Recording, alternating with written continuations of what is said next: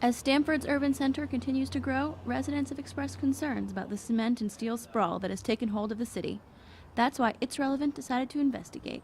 We're finding out where you can go to see grass, play frisbee, or enjoy lunch, and why you may not have heard of these places before. As the residential population grows, transitioning downtown and the center of the city from an area that people from the suburbs drive to for employment to a neighborhood that people live in and have all their daily needs get met and have activities in the evenings and on the weekends, activating every stretch of the streetscape will be increasingly important, because those places that are dominated by parking garage facades and are dominated by exclusively office uses, those places will basically turn out the lights at nighttime, and those will not be places where people feel comfortable going in the evening or on the weekends. So over the years, planners and downtown developers and city residents recognize that separating people walking around from the street was not really the best strategy for activating a downtown. You really want people on the sidewalk, you want people looking in the storefronts, you want all that activity that makes cities vibrant and interesting to take place on the sidewalk.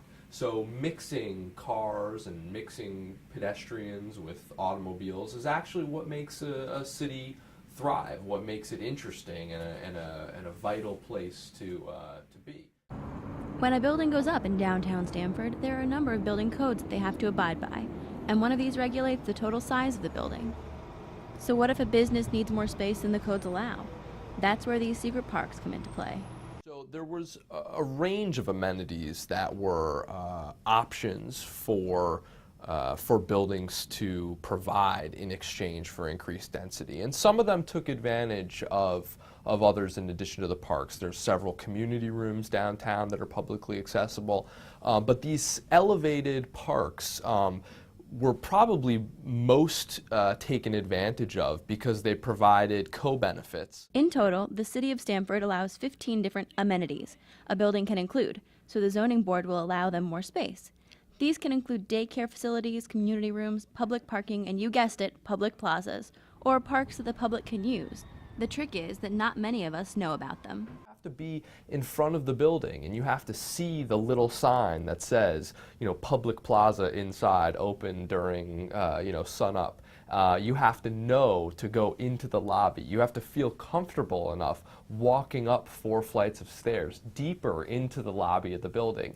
You have to be assertive in speaking with the security guards and the people working in the lobby to say that, no, I know that this is publicly accessible. And that's a hurdle, a barrier for entrance that a lot of people are just frankly not willing to take.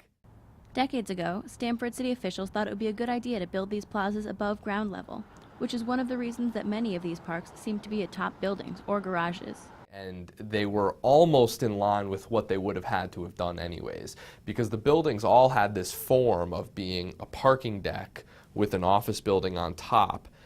Either that office building was going to be looking down on parking or down on the roof of a parking deck, or that office building was going to be looking down on a nice green space that employees could look out on and maybe even have lunch in on a nice day. So there was kind of this nexus between what the city was asking for in exchange for increased density and what would add value to the building on its own. These public plazas are privately owned public spaces, which makes them a little different than public parks in Stamford. They are only open for the public to enjoy during the day. However, Kouris says he thinks all parks should have significant thought put into what is designed around them. Really what a park needs is activity on its edges, things that force activities to spill into the parkland. It's Relevant will be looking at a few of these plazas, as well as some other public parks in the area. So when you're seeking a few moments of quiet in the middle of a city, you know where to turn.